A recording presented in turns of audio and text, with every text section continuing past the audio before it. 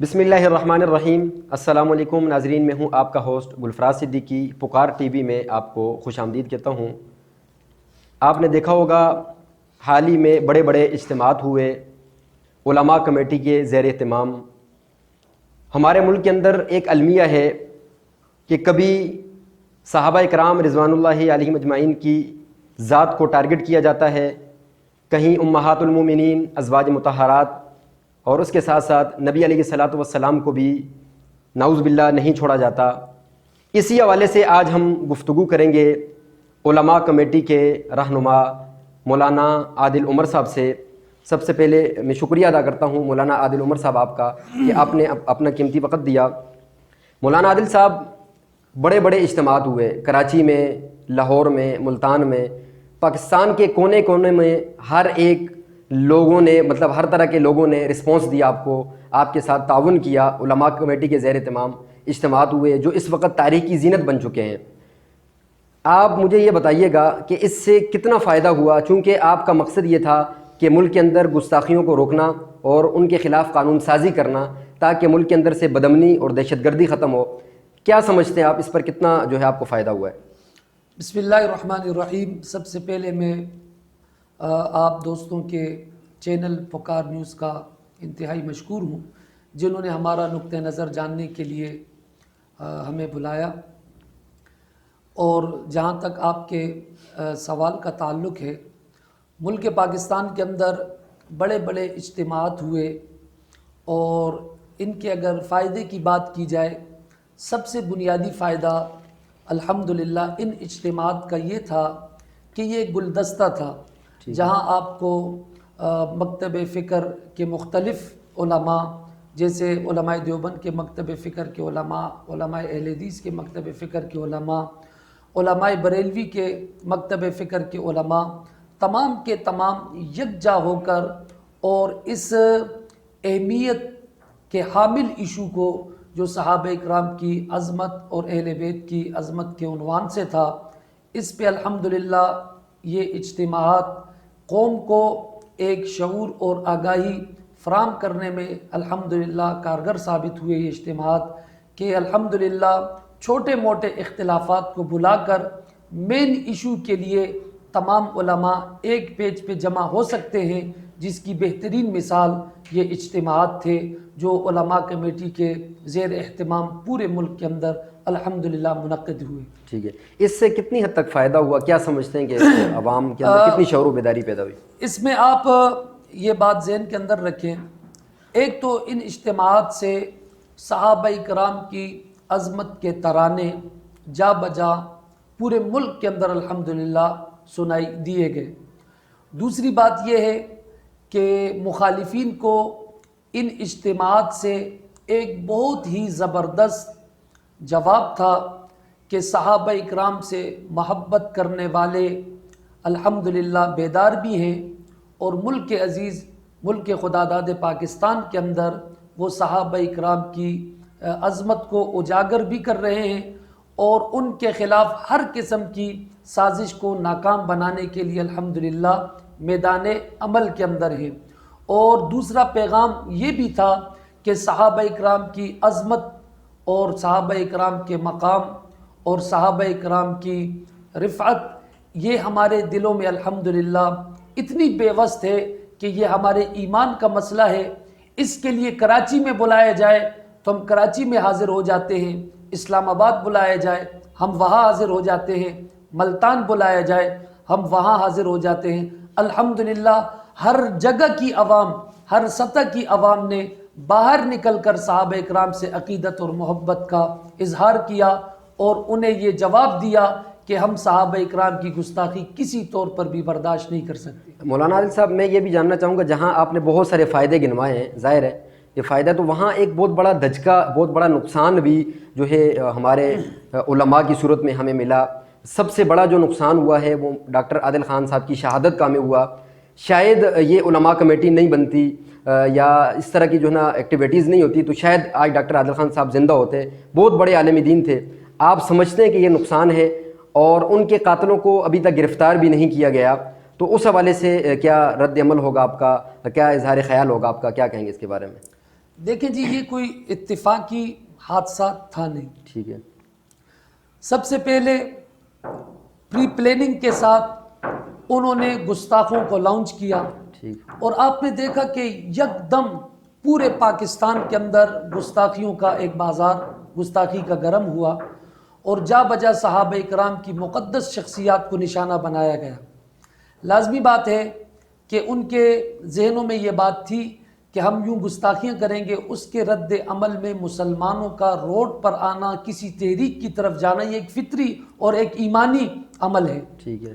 تو لازمی بات ہے کہ جب علماء میدان میں آئیں گے اور جو سرکردہ ہوں گے علماء اور جو اس تحریک کو پروان چڑھانے میں شب و روز ایک کریں گے تو بعد میں ان کو ٹارگٹ بنانا یہ تمام کی تمام ان کی یعنی بیرونی ایجنڈے میں شامل تھا اور ان شرپسندوں کے ایجنڈے کے اندر یہ بات شامل تھی کہ گستاخی کریں گے اور اس کے رد عمل میں علماء کرام کو اس قسم کے ہم جو ہے نا نقصان پہنچائیں گے.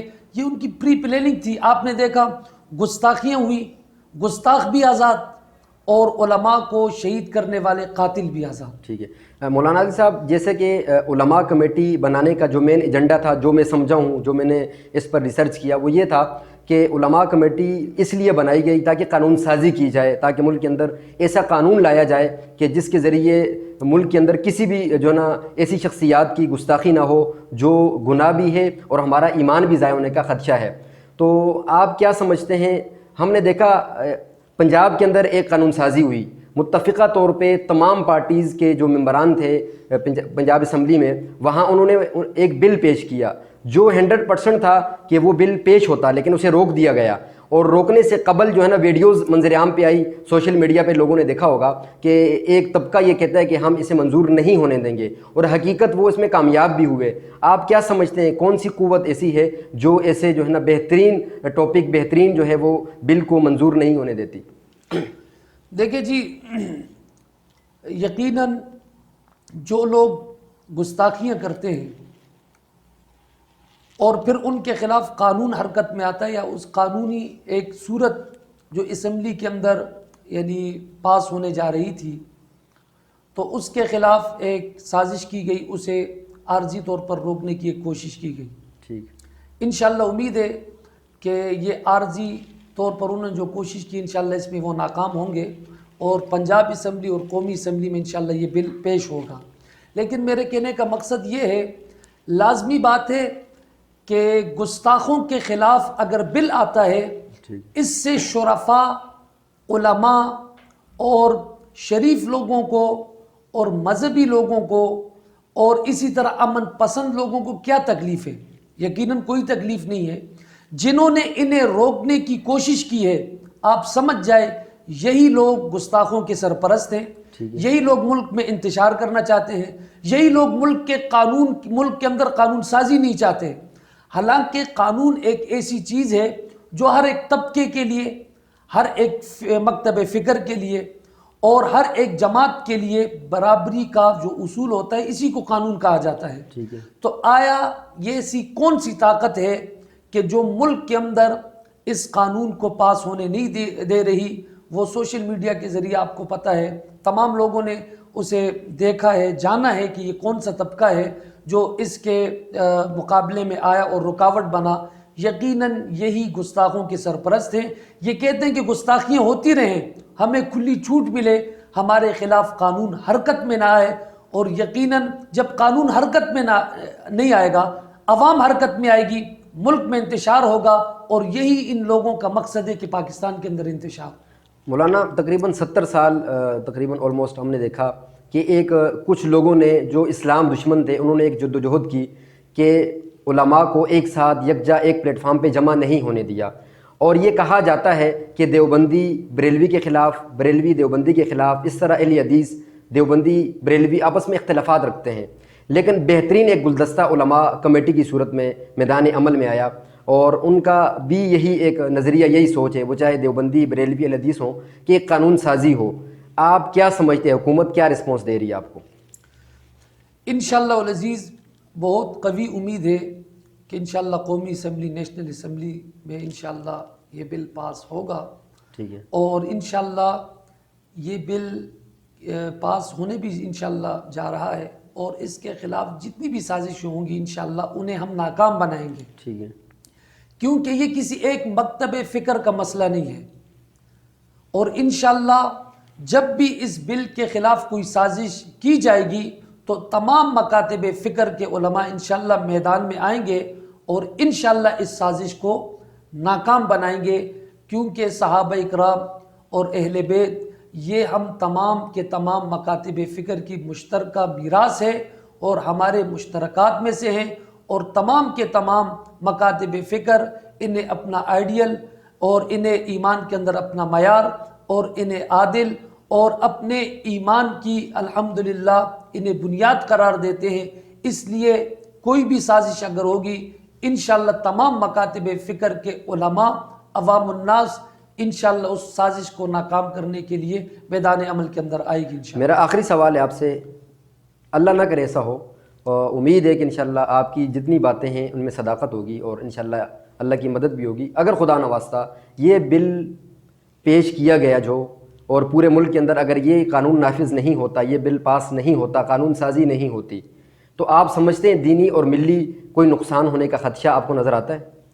یقیناً دیکھیں، ماضی کے اندر بہت سارے ایسے واقعات ہوئے ہیں کہ جب اس قسم کی گستاخیوں کو روکنے کے لیے جب قانون حرکت میں نہیں آتا اور قانون سازی نہیں کی جاتی، پھر لوگ خود اٹھ کر قانون کو اور خود ہی اپنے لیے وہ لوگ قانون بنا لیتے ہیں اور اس پر عمل کرتے ہیں، جس سے قتل و غارت گیری کا بازار گرم ہوتا ہے۔